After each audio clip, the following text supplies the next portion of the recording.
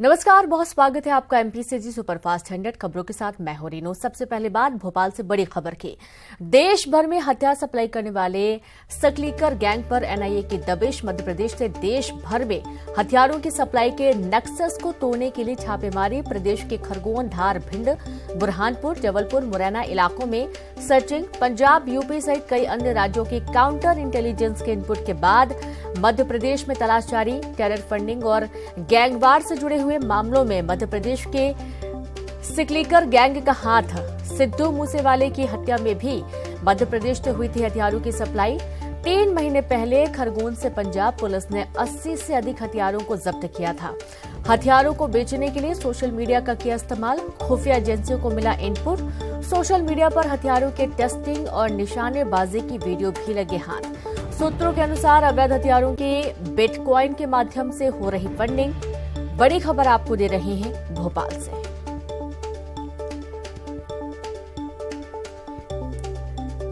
तो देश भर में हथियार सप्लाई करने वाले सिकलीकर गैंग पर एनआईए ने दबिश दी और मध्य प्रदेश से देश भर में हथियारों की सप्लाई के नेक्सस को तोड़ने के लिए छापेमारी की गई।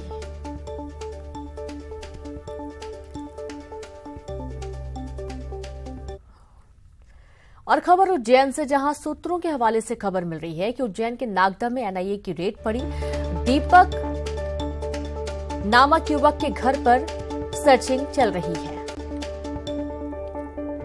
तो खबर उज्जैन से है, सूत्रों के हवाले से पूरी जानकारी। जहां उज्जैन के नागदा में एनआईए की रेड, दीपक नामक युवक के घर पर सर्चिंग की जा रही है। खबर उज्जैन से है।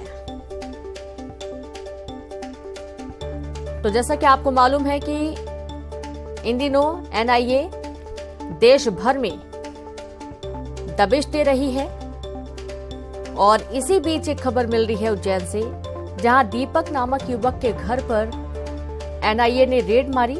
उज्जैन के नागदा का पूरा मामला है। सूत्रों के हवाले से पूरी जानकारी मिली है, जहां पर दीपक नामक युवक के घर पर सर्चिंग की जा रही है। तो खोजबीन के साथ ही दस्तावेज भी खंगाले जा रहे हैं। खासतौर पे जो अकाउंट्स होते हैं, बैंक अकाउंट्स होते हैं, घर में जो भी जरूरी सामान है उनकी भी जांच की जा रही है। और एनआईए की रेड उज्जैन के नागदा में, जहां दीपक नामक युवक के घर पर सर्चिंग की जा रही है। और पूरे देश में इन दिनों एनआईए हथियार सप्लाई करने वाले गैंग का खुलासा करने में जुटी हुई है। और जितने भी इनपुट्स मिल पा रहे हैं उनके आधार पर अलग अलग जगहों पर, अलग अलग ठिकानों पर एनआईए रेड मार रही है। और इसी कड़ी में सूत्रों के हवाले से खबर है कि उज्जैन के नागदा में एनआईए ने रेड मारी है। और चलिए सीधे रुक करेंगे बासु चौरे भोपाल से और अजय पटवा उज्जैन से लाइव जुड़ गए। तो सबसे पहले तो अजय आपके पास आते हैं। अब दीपक नामक युवक के घर पर सर्चिंग चल रही है एनआईए की, क्या कुछ अभी तक जानकारी मिल पाई है? किस वक्त ये सर्चिंग शुरू हुई है?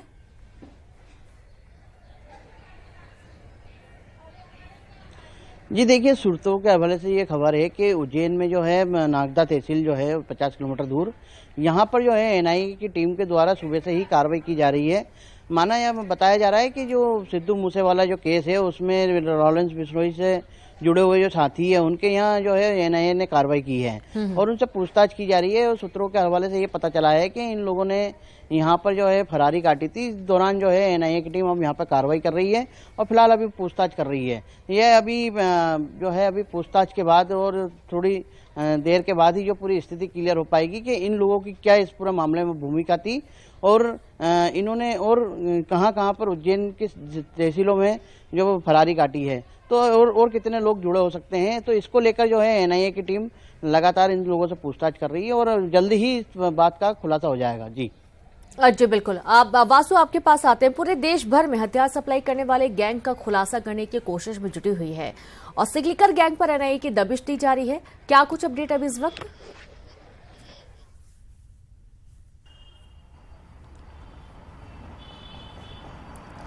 वासु, आपको आवाज आ रही है? देखा जा रहा है कि देश भर में छापेमारी की जा रही है गैंगस्टर सिंडिकेट के खिलाफ।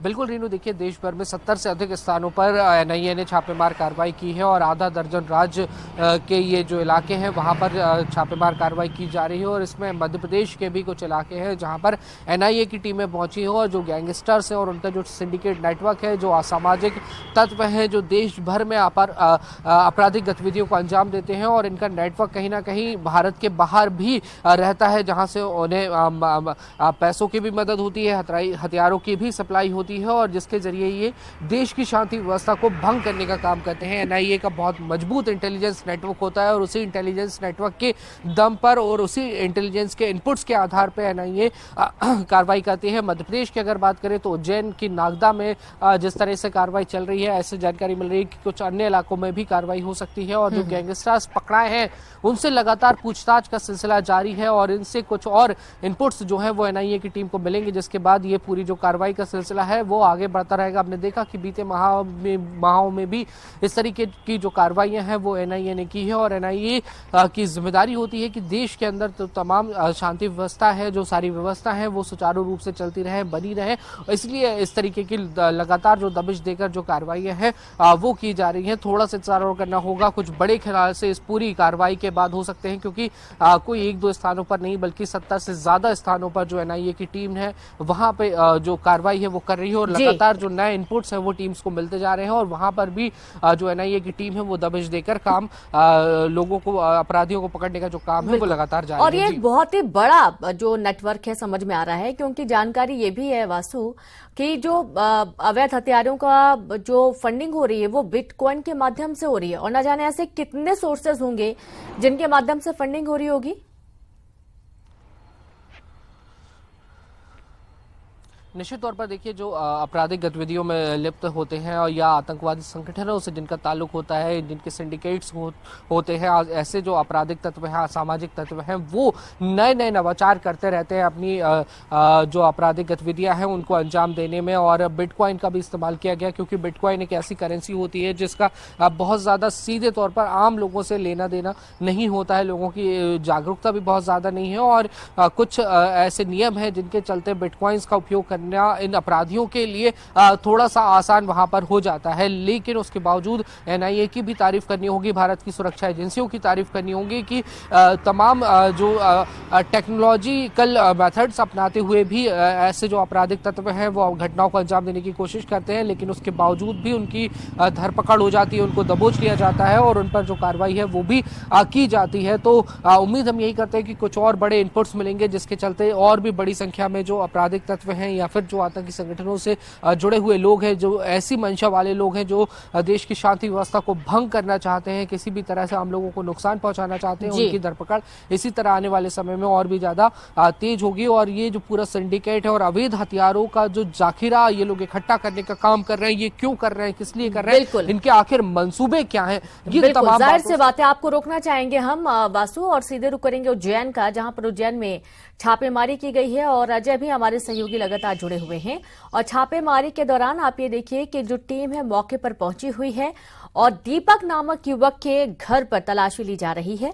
सूत्रों के हवाले से पूरी जानकारी मिल रही थी और अब आपको हम उस रेड की तस्वीरें भी दिखा रहे हैं। तमाम जो जवान हैं वो भी मौके पर तैनात हैं और दस्तावेज खंगाले जा रहे हैं, बैंक अकाउंट्स खंगाले जा रहे हैं और जैसा कि आपको बताया गया कि कई सोर्सेस के माध्यम से टेरर फंडिंग की जा रही थी और ये न्यूज 18 एक्सक्लूसिव तस्वीरें आपको दीपक नामक युवक के घर के बाहर की दिखा रहा है। उज्जैन के नागदा में एनआईए ने रेड मारी और यहां पर दीपक नामक युवक जिसकी इनपुट मिले हैं, सूत्रों के हवाले से पूरी जानकारी है, उसके यहां पर रेड पड़ी है। तमाम दस्तावेज खंगालने की प्रक्रिया चल रही है और अभी फिलहाल कुछ भी जानकारी बाहर निकलकर नहीं आई है, लेकिन सूत्रों के हवाले से पूरी जानकारी यही कि जो नाम सामने आ रहे हैं, जो छोटे छोटे गैंग में तब्दील हैं और छोटी छोटी जगहों से इस पूरे नेटवर्क को चला रहे हैं टेरर फंडिंग के साथ साथ आप ये देखिए कि हथियारों का जो फंडिंग है वो भी की जा रही है और कई सारी ऐसी संदिग्ध कामों में ये सभी लिप्त हैं जो कि काफी नुकसान देश और समाज को पहुंचा सकते हैं। और यही कारण है कि अचानक से यहां पर रेड मारी गई और तमाम दस्तावेज खंगाले जा रहे हैं, घर की तलाशी ली जा रही है। और अब आपको बता दें कि योगेश भाटी के यहां छापा मारा गया है, जहां योगेश भाटी के घर पर सर्चिंग की जा रही है और घर के अंदर जो भी इनके और अन्य ठिकाने हैं, जो भी इनके दफ्तर होंगे, तमाम जगहों की जानकारी जुटाई जा रही है ताकि सही तरीके से जो सबूत हैं वो जुटाए जा सके और कई सारे संदिग्ध गतिविधियों में लिप्त होने की जानकारी। और उसके बाद उज्जैन के नागदा में एनआईए ने रेड मारी है। योगेश भाटी का करीब बताया जा रहा है, जो आपको तस्वीरें दिखा रहे हैं, जहां पर एनआईए की टीम पहुंची, पुलिस बल भी मौके पर मौजूद है। तमाम सुरक्षा व्यवस्थाओं के बीच में योगेश भाटी के घर पर सर्चिंग की जा रही है और ये आपको एक्सक्लूसिव तस्वीरें दिखा रहे हैं उज्जैन से। और चलिए अब सीधे रुक करेंगे अजय पटवा की तरफ। अजय, अब देखा जा रहा है कि उज्जैन के नागदा में सर्चिंग की जा रही है, मौके पर टीम मौजूद है, कोई जानकारी मिल पाई है क्या?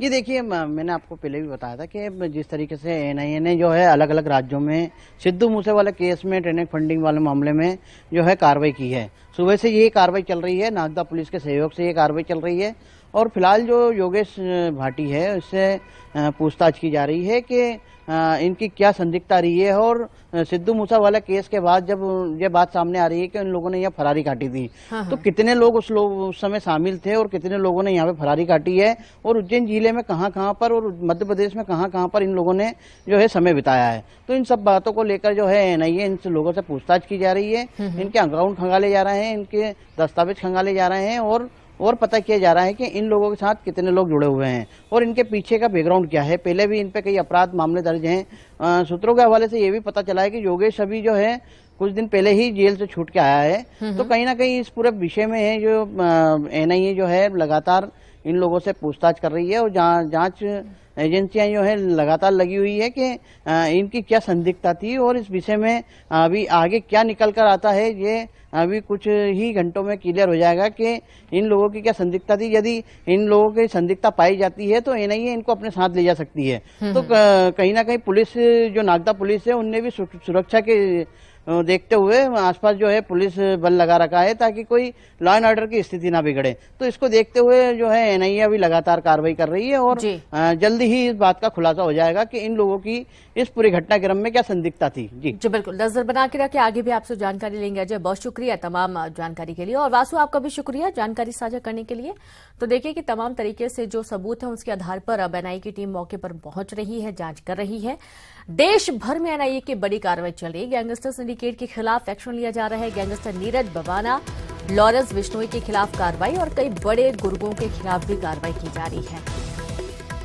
70 से ज्यादा लोकेशन पर चल रही छापेमारी। गैंगस्टर कुलविंदर के ठिकानों पर छापेमारी। लॉरेंस बिश्नोई के बेहद करीबी हैं गैंगस्टर कुलविंदर।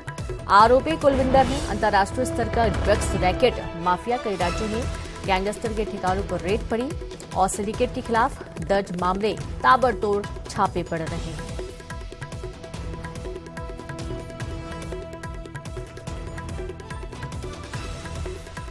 तो देश भर में एनआईए ने बड़ी कार्रवाई की है और अलग अलग ठिकानों पर एक्शन लिया जा रहा है। गैंगस्टर सिंडिकेट के खिलाफ एक्शन लिया जा रहा है।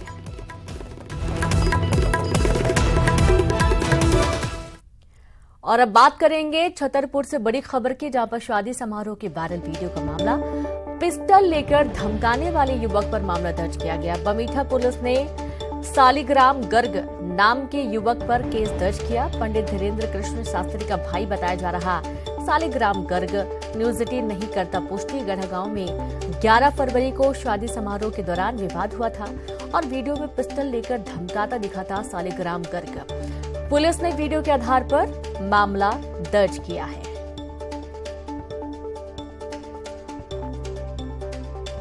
तो जैसा कि आपको मालूम है कि 121 कन्याओं के विवाह का कार्यक्रम था।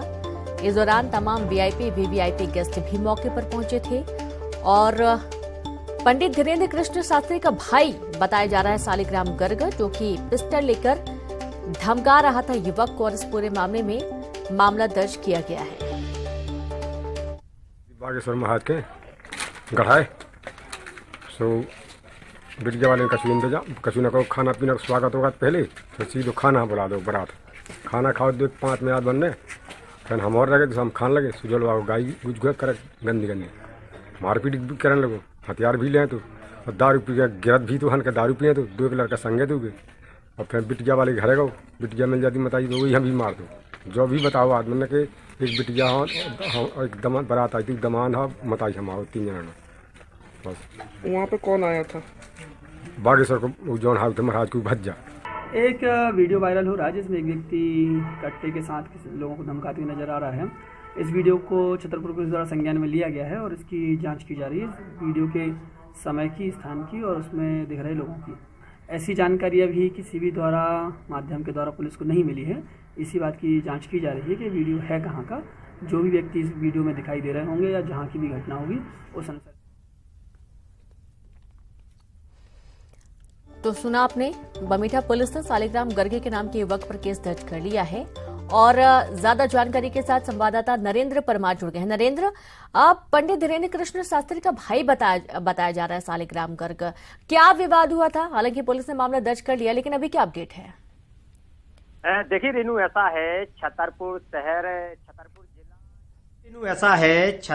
शहर छतरपुर जिला या ये कह लो कि देश का जो प्रसिद्ध धार्मिक स्थल है जो इन दिनों सुर्खियों में है, वो बागेश्वर धाम गड़ा गांव में स्थित है। और गड़ा गांव जो है वो बमीठा थाना अंतर्गत आता है। वहां पर जो महायज्ञ पंडित धीरेन्द्र कृष्ण शास्त्री द्वारा कराया गया है, उसके पहले यानी 11 फरवरी को एक विवाह समारोह में जो हंगामा किए जाने का, मारपीट किए जाने का वीडियो सामने आया है। और वीडियो में जो युवक दिख रहा है, ऐसा बताया जा रहा है, ऐसा आरोप है कि जो युवक है वो पंडित धीरेन्द्र कृष्ण शास्त्री के भाई सालिग्राम गर्ग हैं, जिनके द्वारा शादी समारोह में जाकर वहां पर मारपीट की जाती है और वहां पर हंगामा किया जाता है और पिस्टल दिखाई जाती है, लहराई जाती है। इस पूरे मामले को, इस पूरे वीडियो का जब सोशल मीडिया में वायरल हुआ तो पुलिस ने इस पूरे मामले में संज्ञान लेकर जो युवक है उनके खिलाफ यहां पर बमीठा थाने में प्राथमिकी दर्ज की है।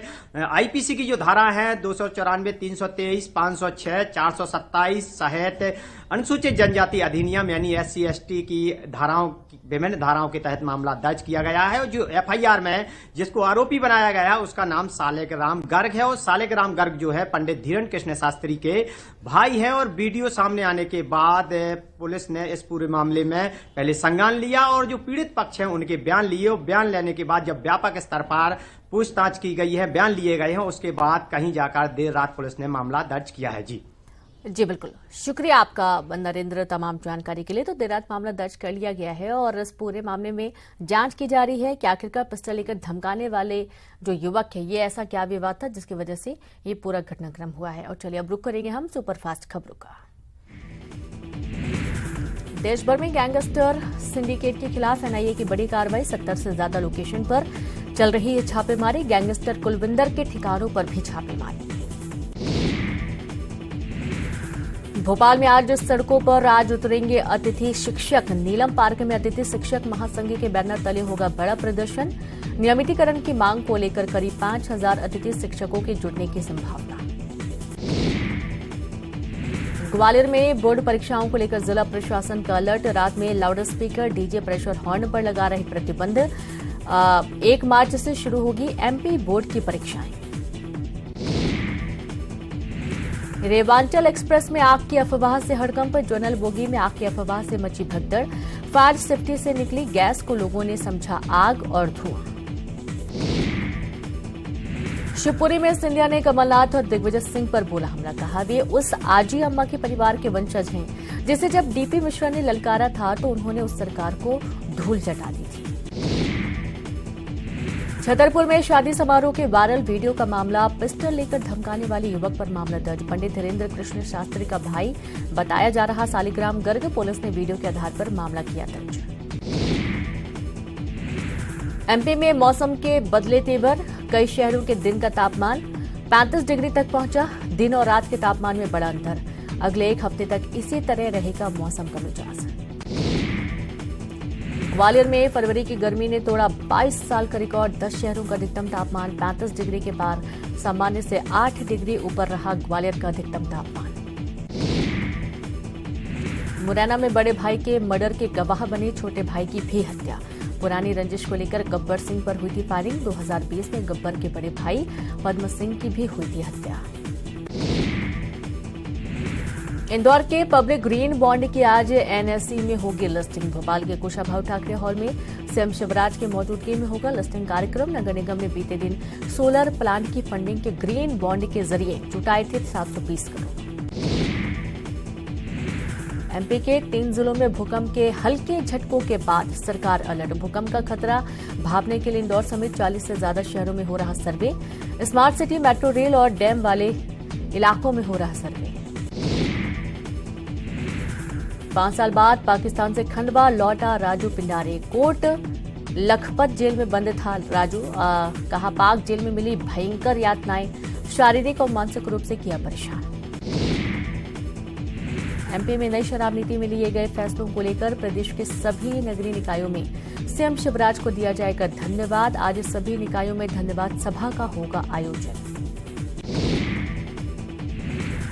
इंदौर में महिला प्रिंसिपल पर स्टूडेंट ने फेंका पेट्रोल। प्रिंसिपल विमुक्ता शर्मा की हालत नाजुक। छात्र ने कहा सुनी के बाद प्रिंसिपल को जिंदा जलाने के लिए फेंका पेट्रोल। रायपुर में आज कांग्रेस का हल्लाबोल। ईडी ऑफिस के बाहर प्रदर्शन करेंगे कांग्रेस कार्यकर्ता। ईडी के छापेमारी का कर रहे विरोध। ईडी के छापे पर केसी वेणुगोपाल का बयान। ये कार्रवाई पहले से थी अपेक्षित। ये ड्रामा है, बीजेपी ये समझ ले, कांग्रेस डरने वाली नहीं। रायपुर दौरे पर केसी वेणुगोपाल कांग्रेस अधिवेशन स्थल का लेंगे जायजा। अधिवेशन का आज फाइनल निरीक्षण करने जा रहे केसी वेणुगोपाल। पेंड्रा में तीर्थ यात्रियों से भरी बस पलटी। अयोध्या से रायपुर जा रही थी यात्री बस। गौरेला के लालपुर के पास हादसा। घायलों को जिला अस्पताल किया गया भर्ती। नारायणपुर के ओछा मार्ग पर नक्सलियों का उत्पात। लौह अयस्क से भरी ट्रक में लगा आग। आमदे खदान से निकला था ट्रक। छोटी डोंगर थाना क्षेत्र का मामला। छत्तीसगढ़ बोर्ड परीक्षा को लेकर आज से हेल्पलाइन नंबर शुरू। 10:30 बजे से 5:30 बजे तक कर सकते हैं कॉल। परीक्षा से जुड़ी समस्याओं का होगा समाधान। जगदलपुर में ईडी के खिलाफ कांग्रेस करेगी बीजेपी दफ्तर का घेराव। यूथ कांग्रेस और एनएसयूआई के कार्यकर्ता करेंगे घेराव और राजीव भवन से कार्यकर्ता निकलेंगे बीजेपी कार्यालय। और इसी के साथ इस बुलेटिन में इतना ही। नमस्कार।